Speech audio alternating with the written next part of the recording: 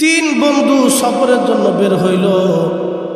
তিন বন্ধু যখন সফরের জন্য বের হয়, পাহাড়ি রাস্তা, আঁকাবাঁকা রাস্তা, উঁচু নিচু, বিরাট সুন্দর রাস্তা এবং পাহাড়ি। হঠাৎ করে আকাশে মেঘ ডেকে উঠল, আকাশে মেঘ, বৃষ্টি নামা শুরু হয়ে গেল। প্রচন্ড বৃষ্টিতে পাহাড়ের ভিতর দিয়ে তুমুল আকারে স্রোত বইতে থাকে। আপনারা যারা পাহাড়ি ঢল দেখেন নাই তারা বুঝবেন না। পাহাড়ি ঢলগুলি খুব মারাত্মক এবং সিরিয়াস, এবং এই পাহাড়ের মাঝখান দিয়ে যে পানিগুলি আসে এই পানিগুলিও সিরিয়াস। তো তিন বন্ধু চিন্তায় পড়ে গেলেন, এখন আমরা কি করব? তিনজন একজন আরেকজনকে বলল, বন্ধু এক কাজ করে পাহাড়ের গুহার উপরে ভিতরে যায় বসি। তোরা আরেকটা পাহাড়ের গুহার ভিতরে যায় বসলো এই নিরাপদ স্থানে বাঁচার জন্য। ঠিক পার্শ্ববর্তী পাহাড় থেকে একটা পাথর, মস্ত বড় পাথর ছুটে গড়াইয়া তারা যে পাহাড়ের গুহার মধ্যে ছিল এই গুহার মুখ পাথরে আটকাই দিল। তারা অনেক চেষ্টা করেও এই গুহার মুখ থেকে পাথরটাকে সরাইতে পারল না। তিনজনের খুব চিন্তা, এই গুহার ভিতরে আমরা যদি মরে থাকি দুনিয়ার কেউ জানবে না যে আমরা মরে আসি, দুনিয়ার কেউ আমাদের খবর জানবে না কোথায় মরে গেলাম। এখন আমাদের উপায় কি? তিন বন্ধু অনেক চেষ্টা করল ওই গুহার সামনে থেকে পাথরখানা সরানোর জন্য, কিন্তু কোনো চেষ্টায় তারা সফল হলো না। তিনজনের মধ্যে একজন খুব বিচক্ষণ জ্ঞানী, ওই লোকটা হাত বাড়ায় বলতেছে রব। একজন আরেকজনকে বলতেছে, বন্ধু তোমরা শোনো, আমরা রব্বে কারিমের দরবারে হাত বাড়াই, জীবনে কার কোন নেক আমল আছে ওই নেক আমল নিয়ে আল্লাহর দরবারে হাত বাড়াই।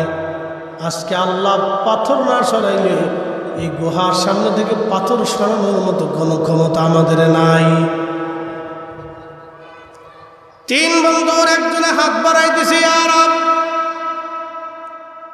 জীবনে কোনদিন কোন নেকি আমার নাই, একটা নেকি আমি জীবনে করছি, একটা ভালো কাজ আমি করছি। আল্লাহ জীবনে মনে করে না ভালো কাজ করছি, কিন্তু একটা ভালো কাজ আমি করছি। আল্লাহ আমার একটা দিন মজুর ছিল, সারাদিন পরিশ্রম করার কারণে আমি তার এক সা গম দিতাম। এক সা গম মাত্র 3 সের প্লাস, এক সার গম আমি তারে দিতাম।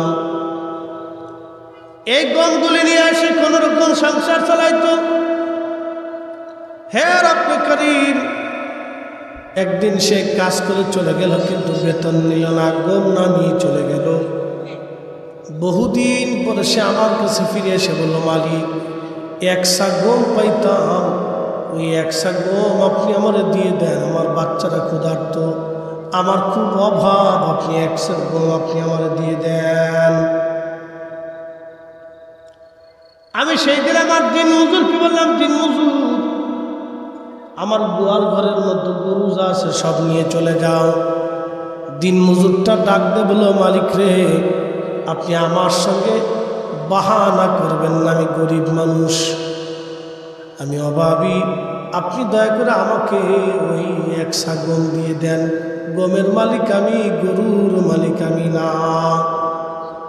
আল্লাহ সেই দিন আমি দিন মজুরকে বললাম, দিন মজুর গরুর মালিক তুমি, গরুর মালিক আমি না। তোমার এই গরু কেমনে হইল শোনো, তুমি এক সা গম পাইতা, এই গমগুলি আমি জমিনের মধ্যে বপন করছিলাম, এই গম থেকে আরো গম হইল, এই গম থেকে আরো গম হইল, এই গমগুলি কেটে মারাই করে আমি বাজারে বিক্রি করে একটা গাভী কিনেছিলাম। এই গাভী থেকে গোয়াল ঘরের মধ্যে গরু যা আছে সব তোমার, এই গরুর মালিক আমি না, গরুর মালিক তুমি। একবার জোরে বলা যাবে কি আল্লাহু আকবার? তাহলে বলেন মানুষ আছে না নাই? মানুষ এখনো আছে, তখনও ছিল, কিন্তু আবার মানুষ রূপী জানোয়ারও আছে। এক কথা কন্যা কেন আছে না নাই? চালের দাম বাড়বে, তেলের দাম বাড়বে, আটার দাম, ময়দার দাম, সুজির দাম, তেলে আপনার মশলার দাম, পেঁয়াজের দাম, রসুনের দাম, এই নিত্য পণ্য সামগ্রীর দাম বেড়ে যাবে, যেটা প্রত্যেক দিনই লাগে। এই জুব্বা আমার না হলেও চলবে, কিন্তু পেটে খাবার লাগবে। কথা ঠিক কিনা? তো নিত্য প্রয়োজনীয় জিনিসের দাম অনেকে বাড়াবে। কারা বাড়াবে? বড় বড় ব্যবসায়ীরা বাড়াবে।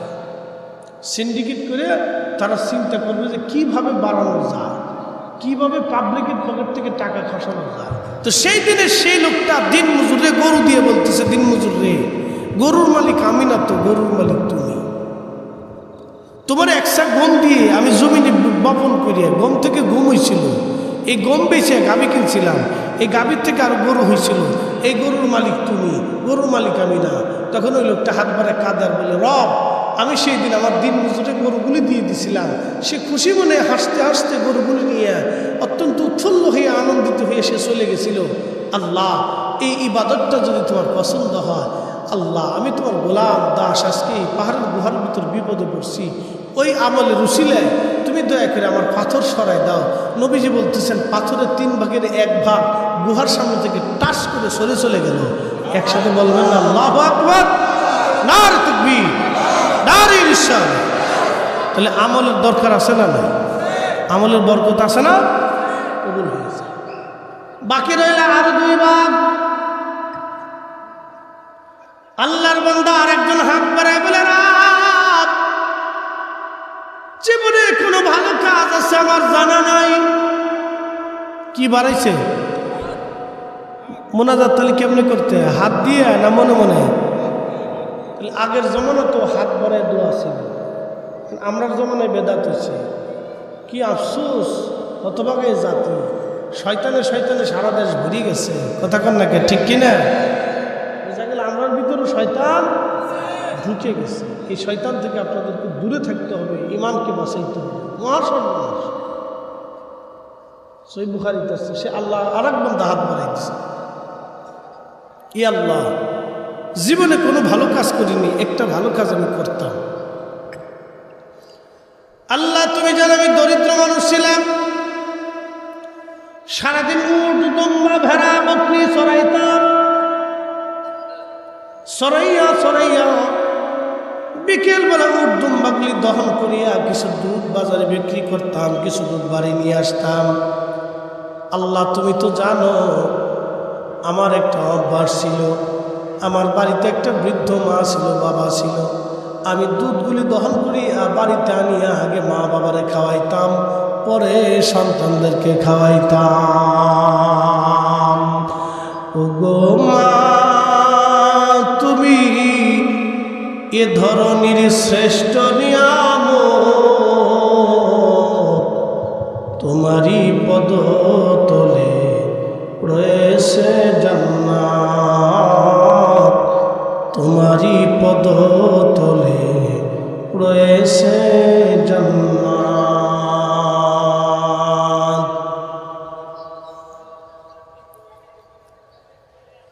এই ব্যক্তি হাত বাড়ায় বলে, না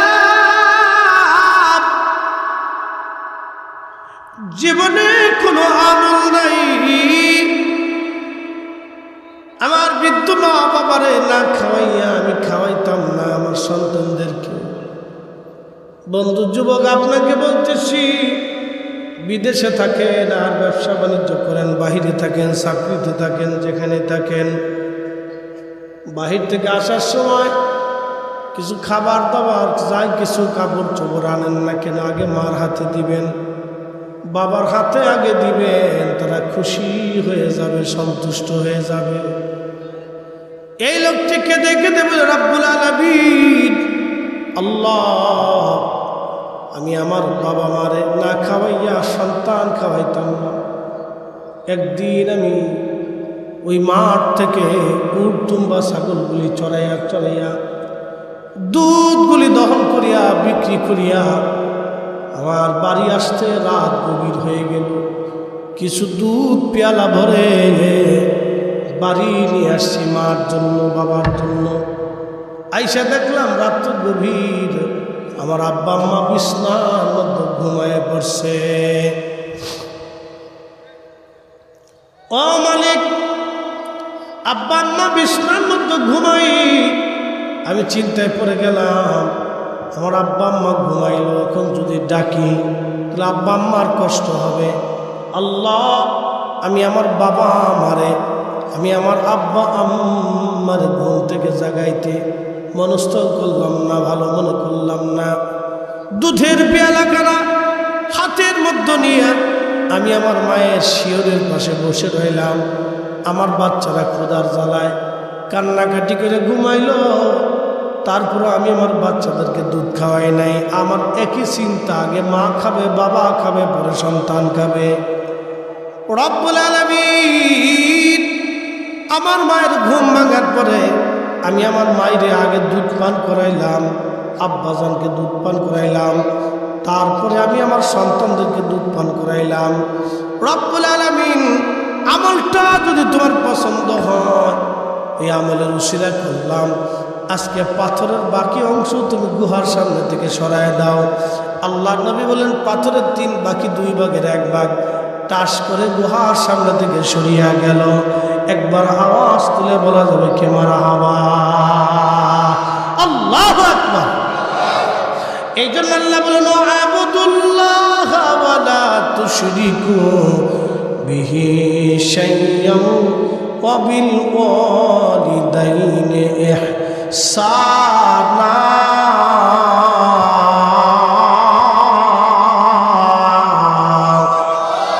আল্লাহ বলেন, আবুদুল্লাহ, আমি আল্লাহর ইবাদত করো, ওয়া লা তুশরিকু বিহি শাইয়্যা, আমি আল্লাহ ছাড়া আর কারো ইবাদত করবে না, এবং আমি আল্লাহর সাথে কাউকে শরীক তুমি করবে না।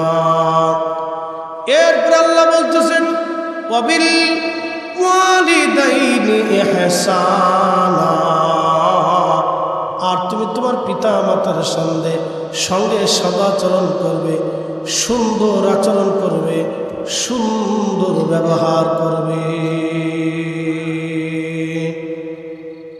টাস করে পাথর বাকি 2 ভাগের 1 ভাগ গুহার সামনে থেকে সরে চলে গেল, আর 1 ভাগ বাকি আছে। বাকি যেন হাত বাড়াই দিয়ে কয়, রব, ইয়া আল্লাহ, আমি জীবনে কোনো ভালো কাজ করি নাই, মরে পড়ে না, কিন্তু একটা ভালো কাজ আমি করছি। রব্বুল আলামিন, আমার বাড়ির পাশে আমাদের সম্পর্কে এক বোন ছিল, চাচাতো, তার সৌন্দর্য এতই সুন্দর ছিল, আমি মোহিত হয়ে গেলাম। তার সৌন্দর্যে পাগল হইয়া তাকে আমি কুপ্রস্তাব দিতে লাগলাম, জেনার প্রস্তাব দিতে লাগলাম। আল্লাহ, তুমি তো জানো, বহুদিন প্রস্তাব দেওয়ার পরে একদিন সে রাজি হয়ে বলল, তুমি আমার সঙ্গে জেনা করতে পারো, কিন্তু 1000 স্বর্ণ মুদ্রা আমারে দিতে হবে। তখনকার দিনে 1000 স্বর্ণ মুদ্রা বর্তমানে কয়েকশো কোটি টাকা হবে। 1000 স্বর্ণ মুদ্রা কিন্তু বাড়ির কাছে কথা, কয়েকশো কোটি টাকা। বলতেছে, আমি অনেক পরিশ্রম করি, ওই 1000 স্বর্ণ মুদ্রা জোগাড় করি, শুধু উদ্দেশ্য তার সাথে জেনা করি। কত কঠিন হৃদয়ের মানুষ ছিল চিন্তা করে, শুধু জেনা করার জন্য সে কয়েকশো কোটি টাকা খরচা করতেছে। আর মহিলার চিন্তা হলো যে আমি তার সাথে তো জেনা করবো না, কিন্তু 1000 স্বর্ণ মুদ্রা করলে সে আর জোগাড়ও করতে পারবে না, আমার সাথে জেনাও আর হবে না। সেও নিজেকে বাঁচার জন্য চেষ্টা করছে, কিন্তু এই বেহাইয়া আল্লাহরে বান্দা, অন্তরটা খুব নিকৃষ্ট ছিল, কিন্তু তারপরে দেখে আল্লাহ কিভাবে পরিবর্তন হবে। বলতেছে, রব্বুল আলামিন, আমি জেনা করার উদ্দেশ্যে 1000 স্বর্ণ মুদ্রা আমি অনেক কষ্ট করে জোগাড় করলাম। আল্লাহ কষ্ট করে জোগাড় করিয়া এই স্বর্ণ মুদ্রাগুলি অনেক কষ্ট করে জোগাড় করিয়া রব আমি আমার ওই বোনের হাতে দিয়া বললাম, নেও 1000 স্বর্ণ মুদ্রা তোমার দিলাম, এখন তুমি আমার সাথে জেনা করো। একটা পর্যায়ে আমরা 2 জন জেনা করা করার জন্য উদ্বুদ্ধ হলাম, আমি তার সাথে জেনা করতে যাব। এমন সময় আমার ওই বোনটা সে ডাকতে বললো, ভাই রে, তুমি আমার সঙ্গে জেনা করতে আসছো, তবে শুনে নাও, পৃথিবীর কেউ যদি আজকে না দেখে, আমার মালিক আমার আল্লাহ দেখতেছে।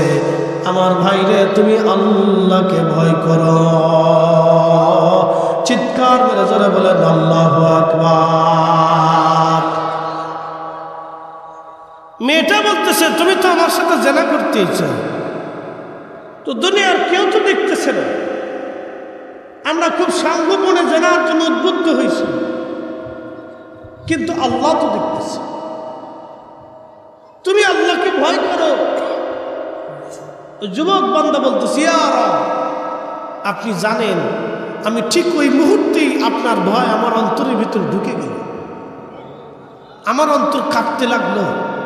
একসাথে বলবেন আল্লাহু আকবার। এরকম মানুষ খুব কম পাওয়া যায়, খুব কম।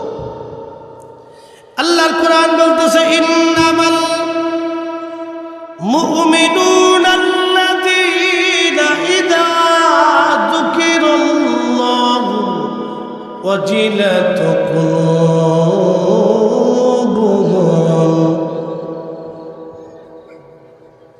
ওয়া ইযা তুলিয়াত আলাইহিম আয়াতুহু যাদাতুহুম ঈমানা।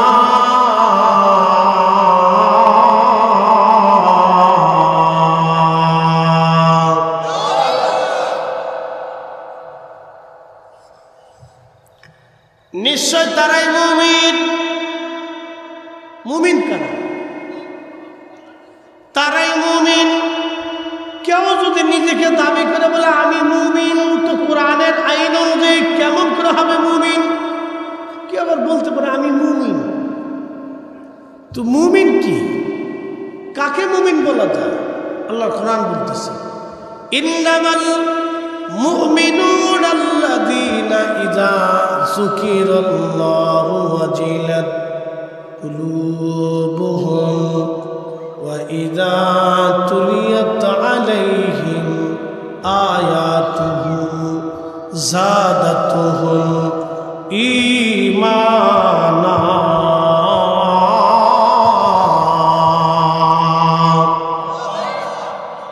মুমিন তো তারাই যাদের অন্তরে আল্লাহর স্মরণ আসার সাথে সাথে অন্তরগুলি আল্লাহর ভয়ে থরথর থরথর করে কাঁপতে থাকে।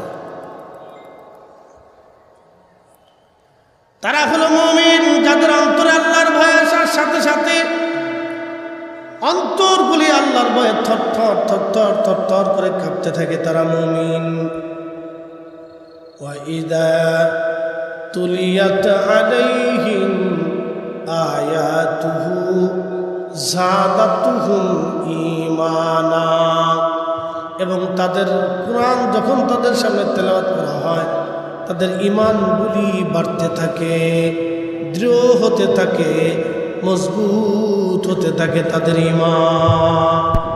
আল্লাহ তোমার ভয়ে ওই জেনার থেকে আমি সরে আসছিলাম, রব তোমার কাছে যদি আমলটা পছন্দ হয় তাহলে আজকে আমার এই গুহার সামনে থেকে পাথর সরাইয়া দাও। আল্লাহর নবী বলেন, টাস করে পাথরখানা গুহার সামনে থেকে সরে যাইয়া একবারে গুহাটা উন্মুক্ত হইয়া গেল। চিৎকার মেরে জোরে বলেন না মারহাবা। একসাথে বলেন আল্লাহু আকবার। তাহলে নেক আমলে দোয়া কবুল হয়, তকদির পরিবর্তন হয়। এই জন্য কোরআন শরীফ বলতেছে, ইয়া মাশারাল জিন্নি ওয়াল ইনসি ইন ইসতাতাতুম আন তানফুযু মিন আকতারিস সামাওয়াতি ওয়াল আরদি ফানফুযু লা তানফুযুনা ইল্লা বিসুলতান।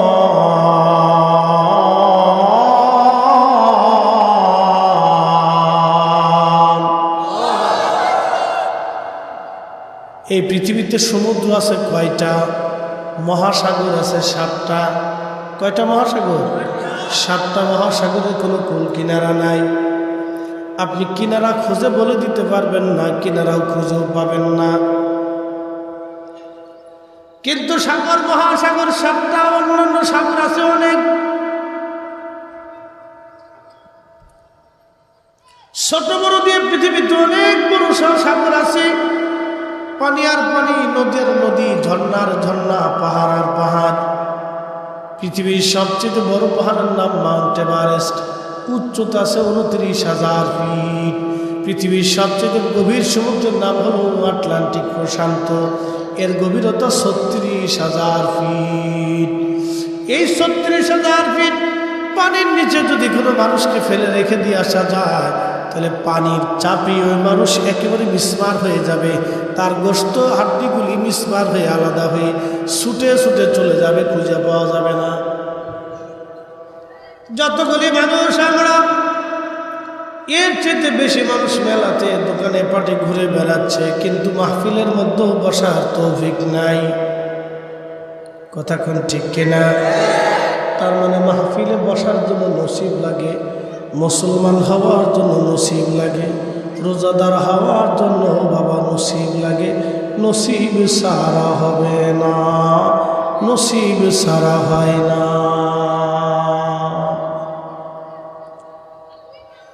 মনোযোগ দিয়ে আল্লাহ বলেন, ইয়া মাশারাল জিন,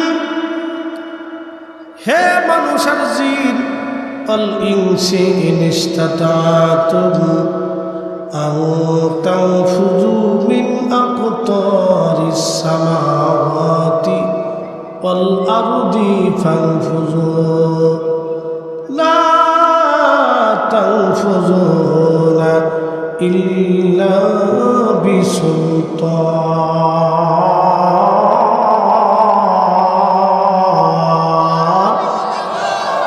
এ মানুষ আর জিন, অ্যাটেনশন, এ মানুষ আর জিন,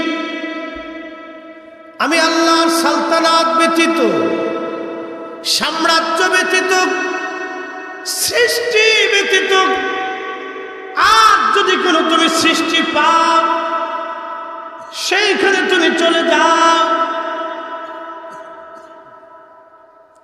চলে যাও। যদি আমি আল্লাহর আইন তোমার ভালো না লাগে, যদি আমি আল্লাহর বিধান তোমার ভালো না লাগে, আমি আল্লাহ যাদেরকে হালালকে হালাল করেছি, হারামকে হারাম করেছি, বৈধটাকে বৈধ করেছি, অবৈধটাকে আমি আল্লাহ অবৈধ করেছি, সেটা যদি তুমি না চাও, আমি আল্লাহর সালতানাতের বাহিরে তুমি চলে যাও। দেখো আমি আল্লাহর সালতানাতের বাহিরে কোনো সালতানাত আছে কিনা, আমি আল্লাহর সাম্রাজ্য সৃষ্টির বাহিরে কোনো সৃষ্টি আছে কিনা তুমি খুঁজো।